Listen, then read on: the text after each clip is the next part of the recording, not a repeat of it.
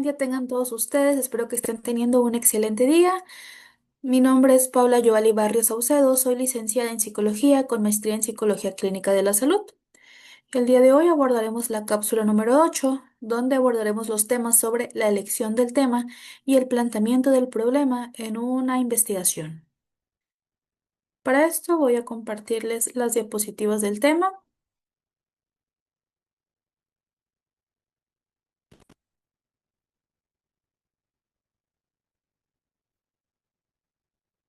¿Ok?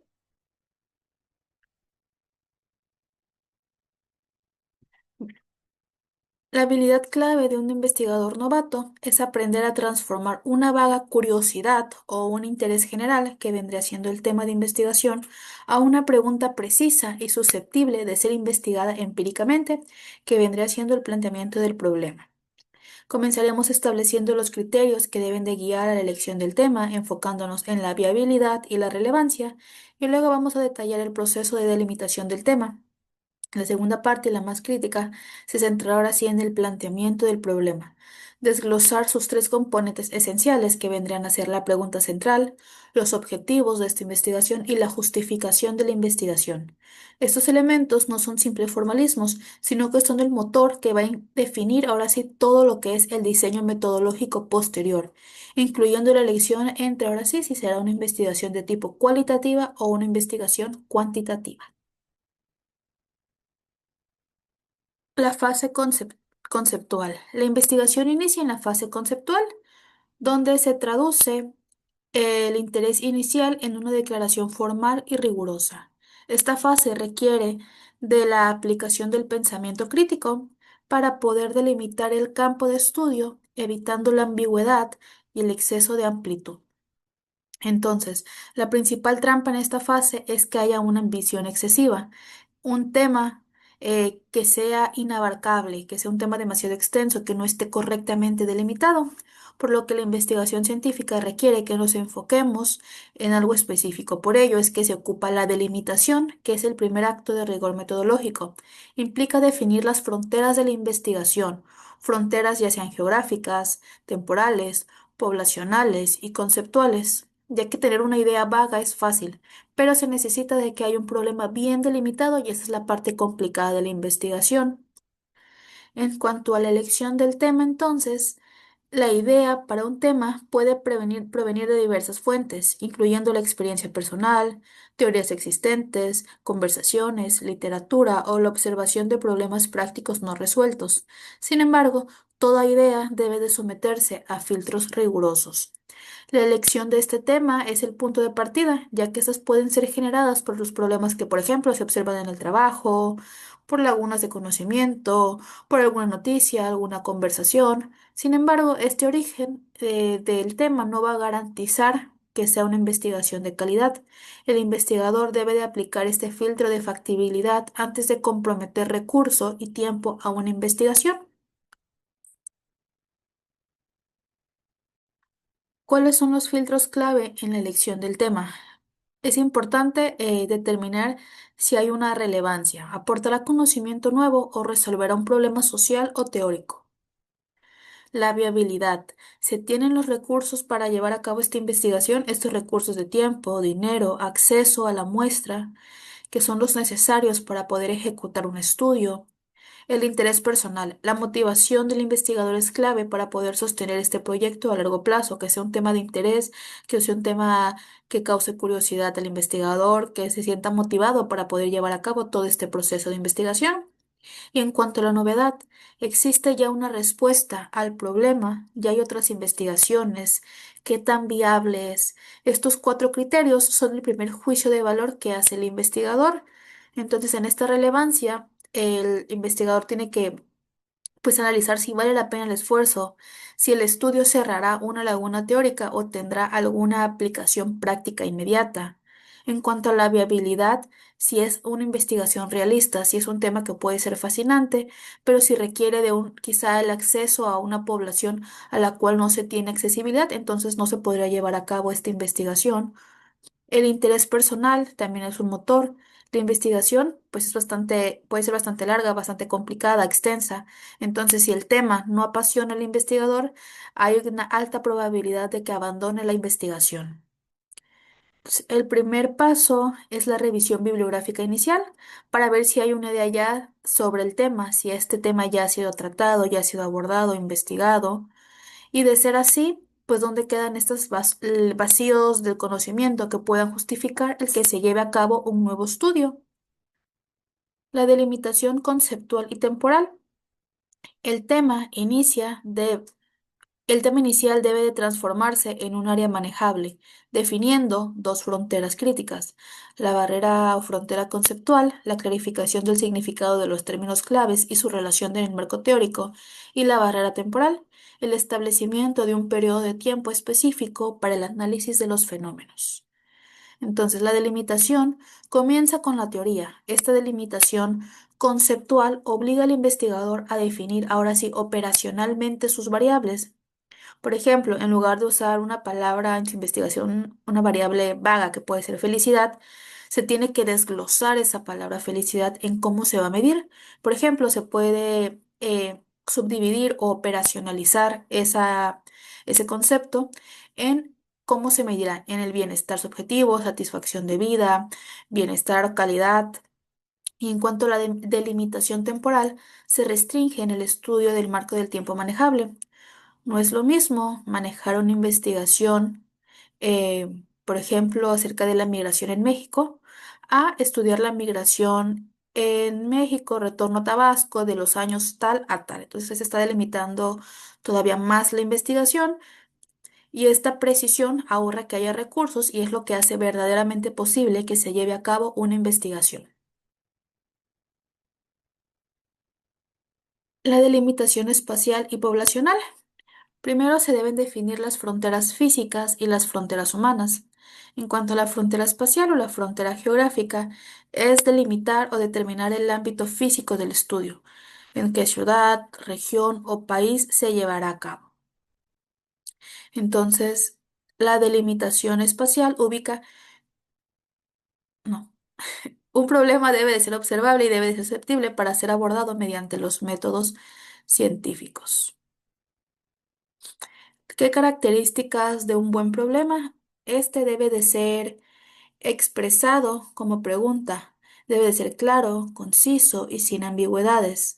Tiene que haber una relación entre las variables cuando se lleva a cabo un enfoque cuantitativo y debe implicar una posible relación entre dos o más conceptos. En la implicación empírica debe poder ser medido o interpretado en la realidad y la ausencia de soluciones conocidas, es decir, debe de ser una investigación pues que sea original.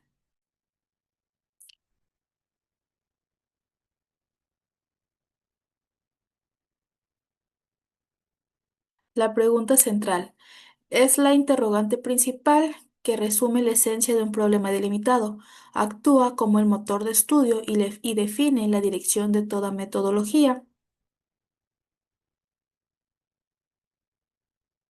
Un ejemplo cuantitativo. ¿Cuál es la correlación entre las horas de estudio semanales y el rendimiento académico promedio de un estudiante de primer año de ingeniería civil en la UNAM durante el periodo del 2023? Aquí ya se está haciendo una investigación cuantitativa, pero ya se está también delimitando, porque tenemos el tema, que es la correlación entre las horas de estudio semanal y el rendimiento académico promedio. Ahí tenemos el tema, tenemos también las variables dependiente e independiente, y aquí empezamos a delimitar lo que es nuestra población, que serían los estudiantes de primer año que también estén en la carrera de ingeniería civil, que estudien en UNAM y el periodo de tiempo pues sería en el periodo del 2023. Entonces, esas serían nuestras características que necesitamos encontrar para poder definir, bueno, ya tenemos definida nuestra población y para sobre esa población poder sacar ahora sí lo que es la muestra representativa. Los objetivos. Los objetivos son la traducción de la pregunta central en declaración que guían la acción del investigador. Entonces, el objetivo general es el propósito global del estudio, similar a la pregunta, pero en forma afirmativa. Y los objetivos específicos son los pasos concretos que deben de ser medibles, necesarios para poder lograr ese objetivo general.